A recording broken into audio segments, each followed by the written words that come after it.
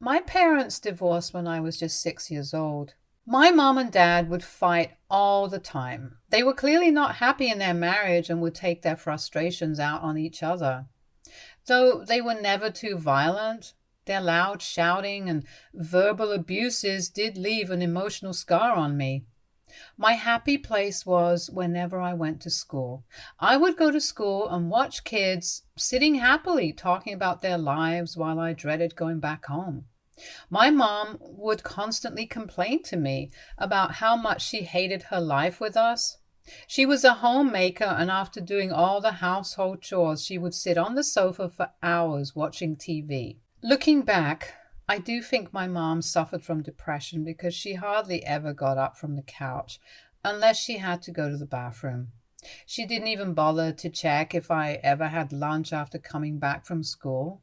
Since my school was only a block away, my classmate's mother would pick us up and drop us off together. My mother would remain on the couch until it was time for her to cook dinner. Even though my mom tried her best, she was not the best cook. Her dishes would sometimes have too much or even no salt at all. As you can imagine, Dad hated this as much as me, which would be generally how they would start arguing. If my dad ever brought back takeouts, not always, but sometimes, my mom would throw a fit and say how she can cook better than all those filthy restaurant people and how he's just throwing away money. Their arguments would then lead to them throwing insults at each other's families and insecurities. My dad would say how my mom sat on the couch the whole day like a potato, and my mom would mock my dad for not earning enough. Well, this was pretty much my childhood until they got divorced. I was quite happy about their divorce, actually, and didn't even flinch when they informed me one night during the dinner time. However, my lack of emotions made my mother really pissed. She started questioning if I was a psycho for not having any emotions, and when I replied that I did, but I was happy with their decision to be separated, she started yelling and accusing me that I was just selfish like my father and I didn't care what happened to her. She went off on how no one in the family loves her and respects her and that she is done with all of us. Her accusations came out of nowhere, and I could not understand what I did to bear the brunt of it. During the divorce proceedings and custody battle, my mother was finally diagnosed with bipolar disorder and depression after she went for a psych evaluation due to her increasing mood swings. She was deemed unfit to be a parent, so my dad was awarded full custody. The judge informed my parents that if she ever turned her life around with proper medications and got a job, then she could have a chance to win back custody in the future. However, until then, I would be the sole responsibility of my dad. My dad and I moved into a small flat near his workplace, which was much further away from my school, so I had to opt for a school bus for going to and fro from school. The locality wasn't that good, and the neighbors were too loud.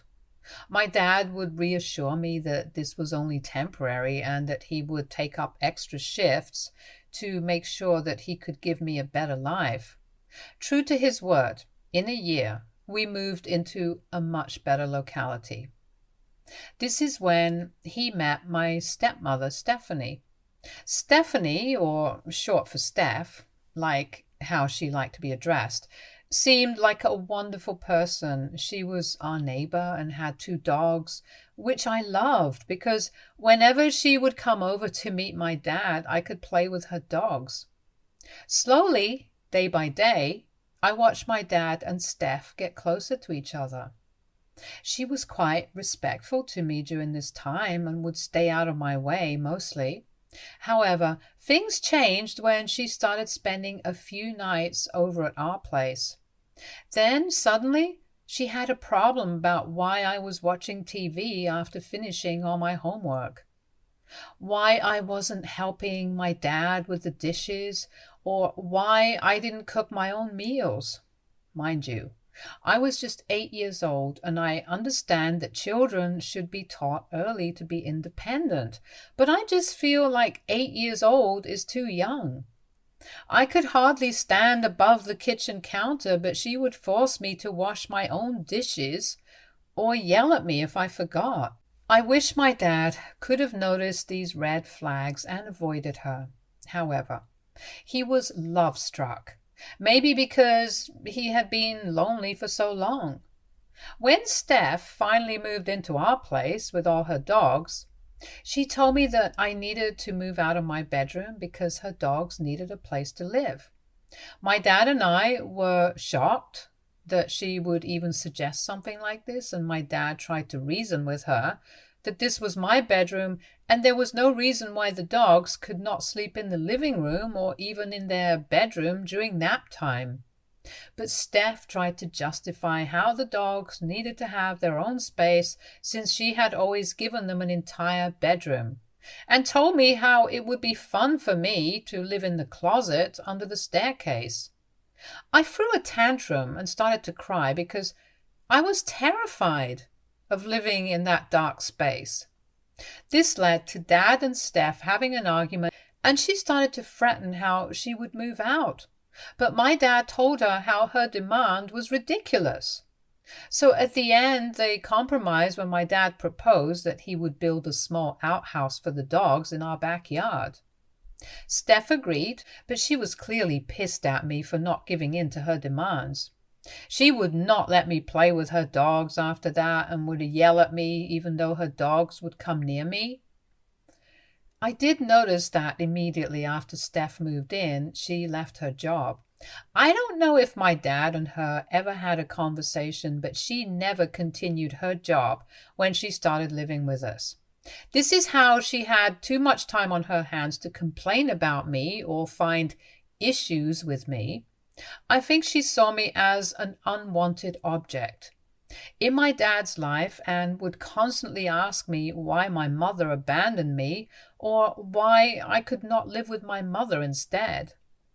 My mother had not even once contacted me since her divorce, nor did I have any interest in getting in touch with her.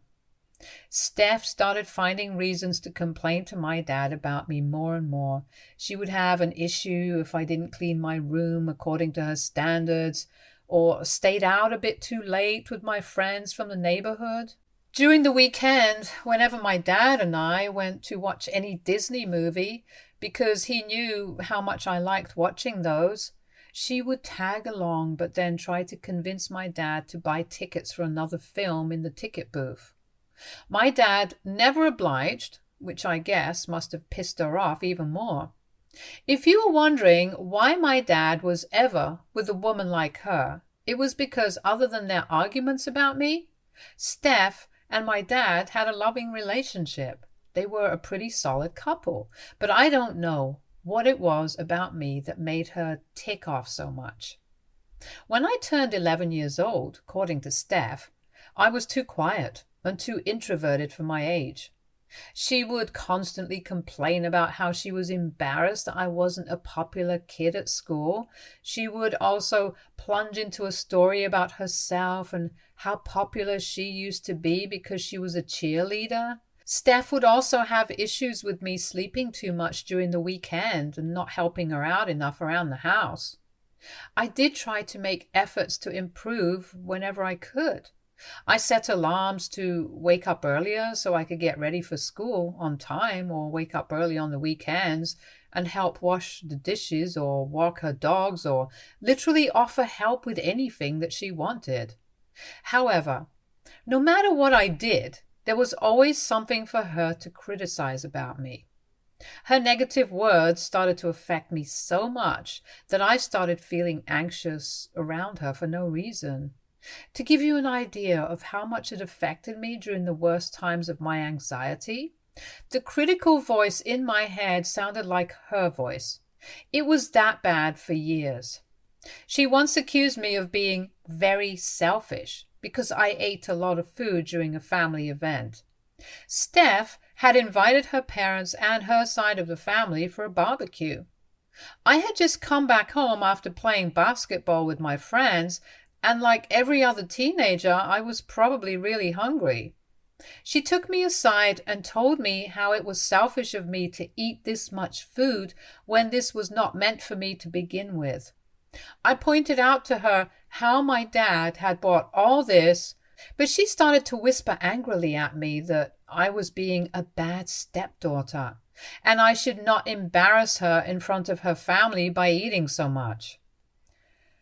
As I started growing up, Steph would often assign me more and more chores, even if I had spent the entire day doing homework and was exhausted.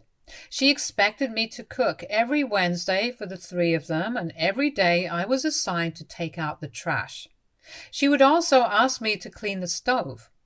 Even if I did what she wanted, it was never enough because she would complain to my dad about my cleaning habits, saying I didn't clean like she wanted or didn't know how to.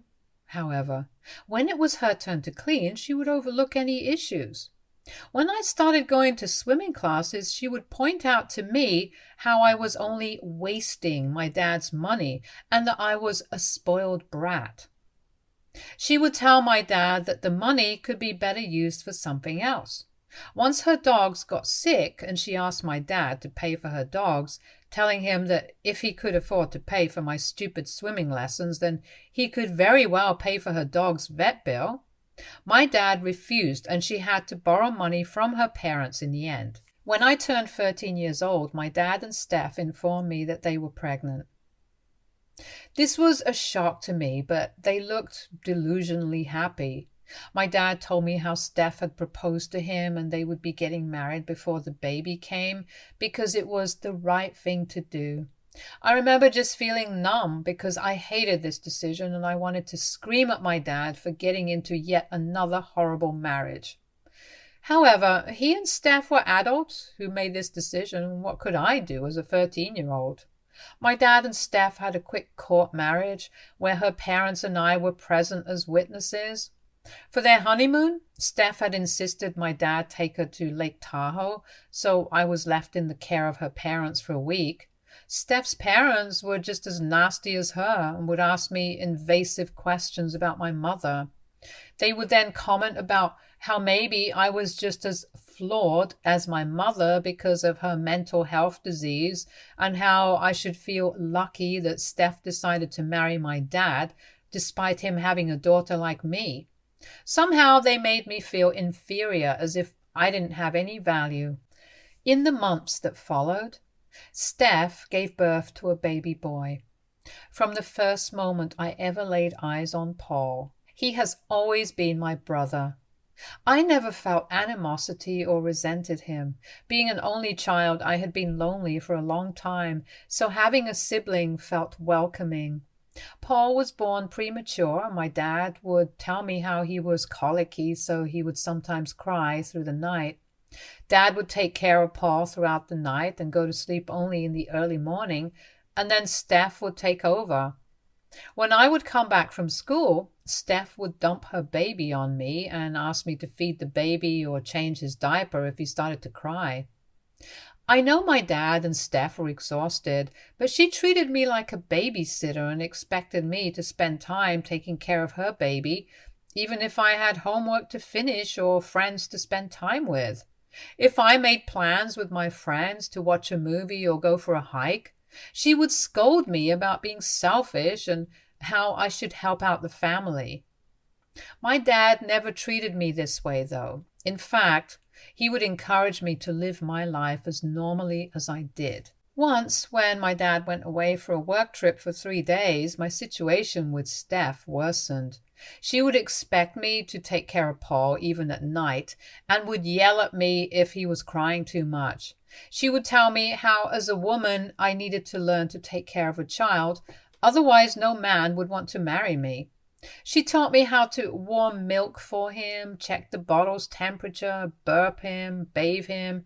If Paul would cry, then she would yell at me to check on him as if I was his mother and not her.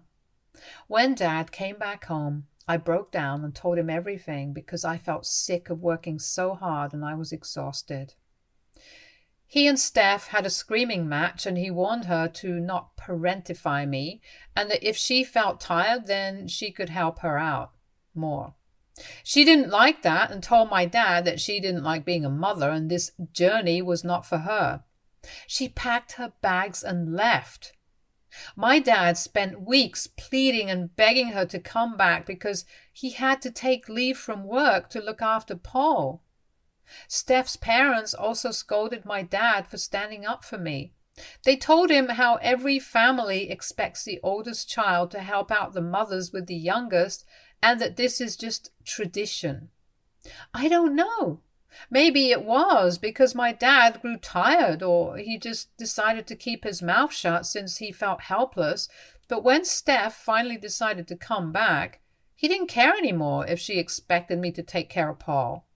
She started making Paul sleep next to me so she would not be disturbed at night. If I had plans with my boyfriend or with friends, she would force me to cancel them or threaten to take away my phone. When Paul started to crawl, she expected me to baby-proof my room so that her child would not get hurt. I think I started resenting my dad for the first time throughout all this. He didn't stand up for me anymore and let all of this slide just to save his marriage. He would knowingly come back home late so he would not have to hear me complain about Steph. Steph would also go out drinking with her friends at the bar and would come back home drunk and pass out before she could reach the bedroom.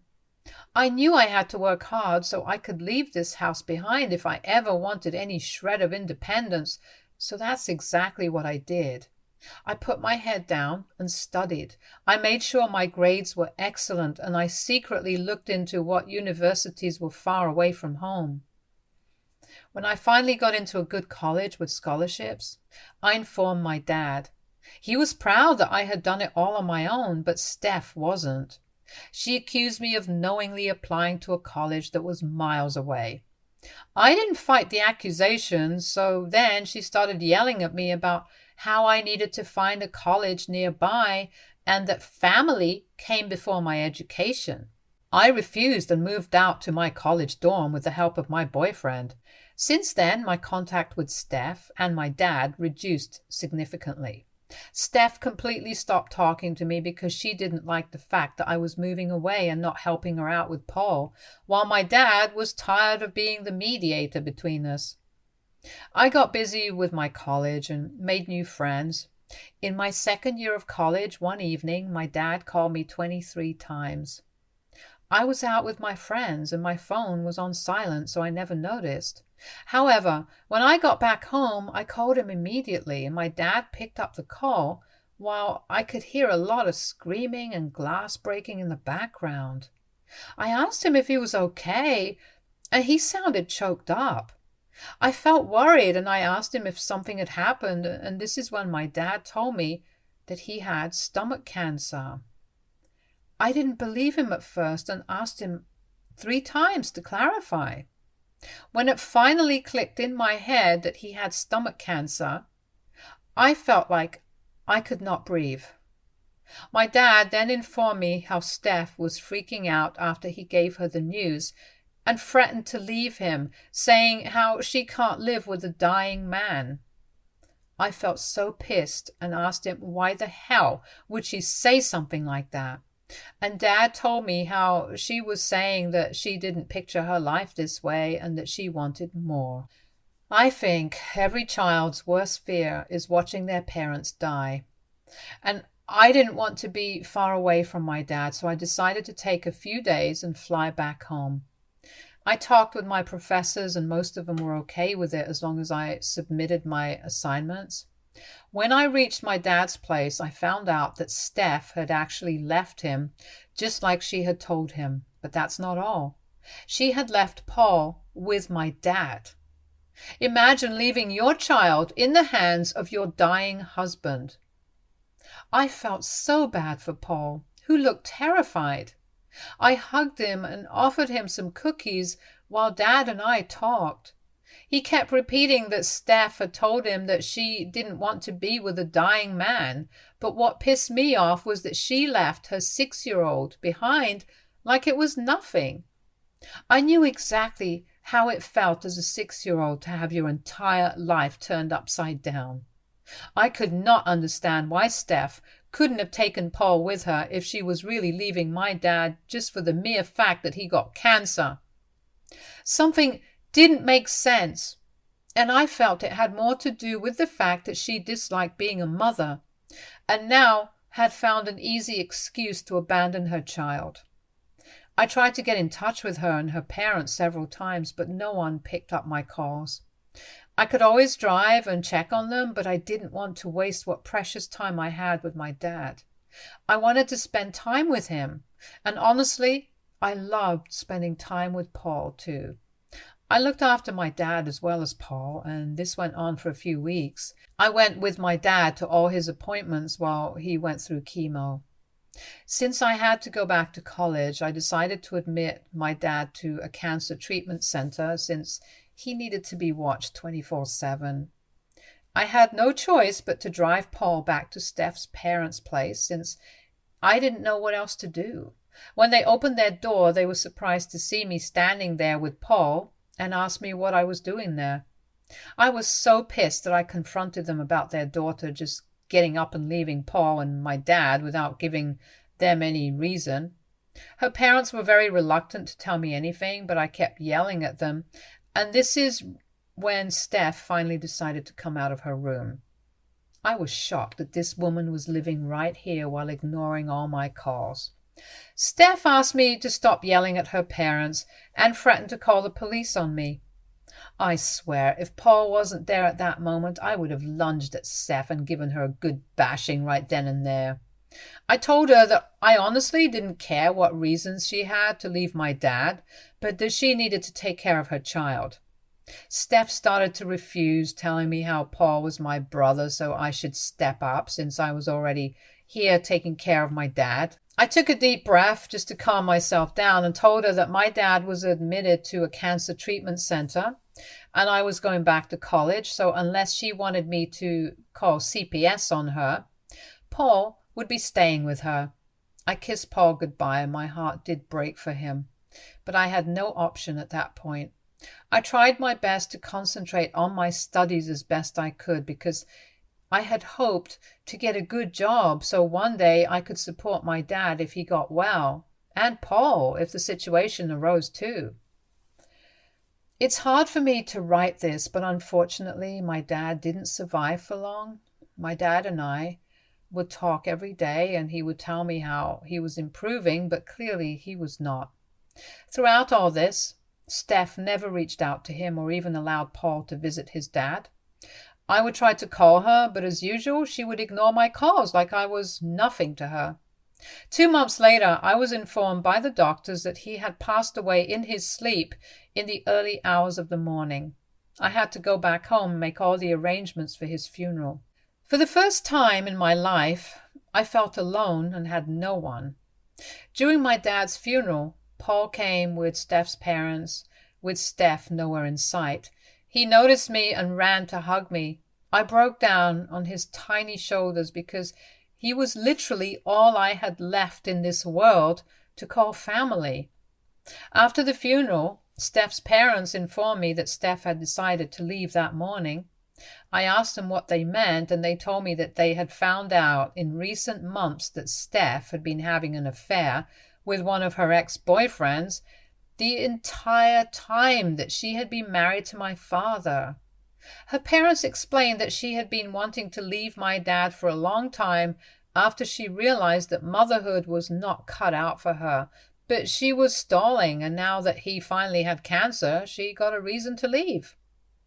I asked them why they were telling me all this when they should have asked Steph to stop, but her parents went on to tell me that since Steph didn't want Paul, they wanted me to take him in.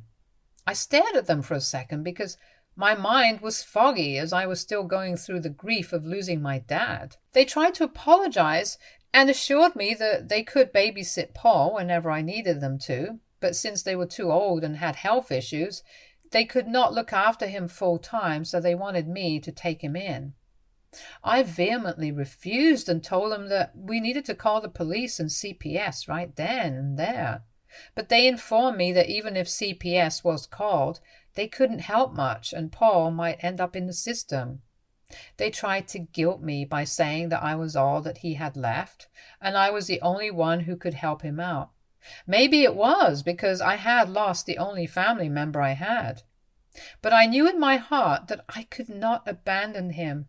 So on the day that I lost my dad, I realized that I would have to start taking care of my half-brother.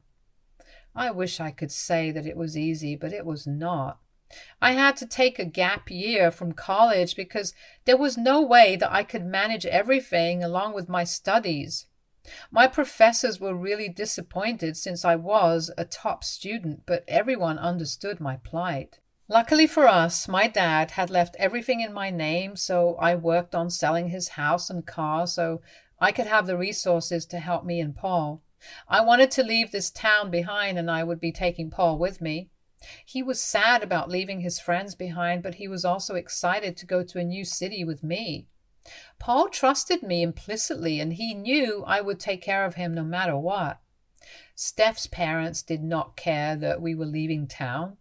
Paul and I lived in a tiny apartment near my college campus on rent, and I enrolled him in a nearby school. I wish I could write that the next 3 years were easy, but they were not. Over the next 3 years, I juggled my responsibilities as a college student and a guardian to Paul. It was challenging, balancing academics, work, parenting. But seeing Paul thrive and grow made it all worthwhile. I also applied for legal guardianship for him. Since his mother had clearly abandoned him and his grandparents were not of sound health, there was no question that I would be his legal guardian. I had also done everything in my power to take care of him, so it was a natural transition for me to become his legal guardian. The process wasn't easy, involving paperwork and legal consultations, but I was determined to go through all of this just for Paul. In the end, I was granted legal guardianship. Through all the hardships, our tiny apartment slowly started to feel like home. Paul adjusted well to his new school, making friends and excelling academically. I continued to work hard, knowing that every effort I put in was for Paul's future. As time has passed, I have secured a good job after my graduation, and I was able to move us into a better neighborhood in the city. Paul has blossomed into a confident and happy child, and I couldn't be prouder of the young man he's becoming. He does remember Steph and sometimes brings her up, but he also understands that I am his real family. We do talk about Dad all the time since I want him to remember about Dad. A week ago, I received a call from Steph's parents. They would occasionally check up on Paul between a few months, so I didn't think anything of it. When I picked up the call, to my shock, it was Steph who had called me. She started asking me where the hell I was and why I sold my dad's house. She demanded to know where I lived and if Paul was living with me. I told her that Paul was indeed living with me because I would not have ever abandoned him, just like she did, and that she could not come near him. Steph started to tell me how she knew I was Paul's legal guardian, but that didn't mean that she, as his biological mother, could not know where he was. She threatened to go to the police if I didn't tell her. I laughed, hearing this, and calmly explained to her that she was free to do whatever she wanted. But since I was appointed by the courts to look after him, I would not hesitate getting a restraining order against her. I told her how she was the worst mother in the world for abandoning her own son, and she is lucky that I love Paul so much that I had stepped up. Otherwise, God knows where he would be. Steph's voice broke and she burst into tears. She told me that she regretted what she did, but she was also going through grief, so I should not blame her. I asked her to not call me back, since both me and Paul wanted nothing to do with her, and I cut the call. After the call, I felt a mix of anger, sadness, and relief. Anger at Steph for causing so much pain and disruption in our lives, sadness for the loss of my dad and the struggle we had faced, and relief that Paul and I had managed to overcome these challenges together. however. Ever since then, I do feel a bit guilty and have wondered if others have gone through this and what have they done in this situation. Am I the a-hole for keeping Paul away from his biological mother? Update 1. When I posted this, I did not expect to get thousands of comments. Thank you everyone for weighing in with your suggestions and comments. It's been heartwarming to hear from many others who, like me, are the oldest siblings and have faced similar challenges. Your stories have made me feel understood and seen, and I appreciate each and every one of you for reaching out. I have listened to all of you, and I'm glad that most of you agree that I do need to keep Paul away from Steph. I'm also going to start documenting our conversation just in case she ever does decide to go to the police or if there is any dispute, although I know she won't have any legal standing. I also had a talk with Paul regarding his mother reaching out to me. I was upfront and told him how Steph had called asking about him and that if he wanted, he could have a conversation with her, but Paul refused. He told me that he understood why I had kept him away from Steph and that he didn't want to have any contact with her. He said that he felt loved and cared for by me, and that was all he needed. I respected Paul's decision and assured him that I would continue to prioritize his well-being above everything else. I also made sure to reassure him that he was not at fault for Steph's actions and that he deserved all the love and happiness in the world. Update 2. Sorry for the late update. A lot of you have been asking me for an update, so here it goes. This is the email I sent to Steph and her parents about Paul, just like some of you advised me to do so. Hello, Steph. I'm writing to inform you about Paul's well-being and current living situation since you had called me on this date. As you may be aware, I have been appointed as Paul's legal guardian as I have been taking care of him for the past 3 years. Since you abandoned him and your parents refused to take care of him, I have taken on the responsibility of providing for Paul and ensuring his safety and happiness. Paul is currently living with me in this city where I have enrolled him in a nearby school. He is thriving academically and socially, making friends and adjusting well to his new environment. I want to assure you that Paul is in good hands and is receiving the care and attention he deserves. I understand that you may have concerns or questions about Paul's upbringing. However, since you decided to walk out of his life on the day our dad passed away without giving any explanations, I think you have lost the right to ask for any updates. I am open to maintaining communication for Paul's sake with his grandparents only, since I must prioritize his safety and stability above all else, so hopefully you don't disturb us ever again. Thank you for your understanding and cooperation. I hope after this email, Steph leaves me and Paul alone. Update 3. It's been 6 months now since my last update, and I want to assure everyone that Paul is very much still with me. As expected, Steph never really did anything after my email, and her parents called to let me know that she had left yet again. They also filled me in as to why she had called me out of nowhere. It turns out that the ex-boyfriend she had left us for had broken up with her and is now engaged to someone else. So Steph, being Steph, thought it would be completely fine to just come back into our lives and act like nothing had ever happened.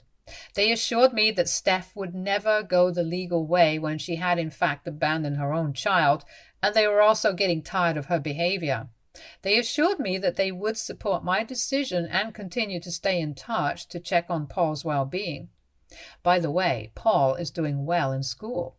He recently celebrated his birthday with his friends and he has started to learn rollerblading. I've been working hard to provide for us and ensure that Paul has everything he needs to grow and succeed for his future. It's not always easy, but seeing Paul smile and hearing his laughter makes every challenge I face worth it. Stay tuned for more stories from Argo Relationships.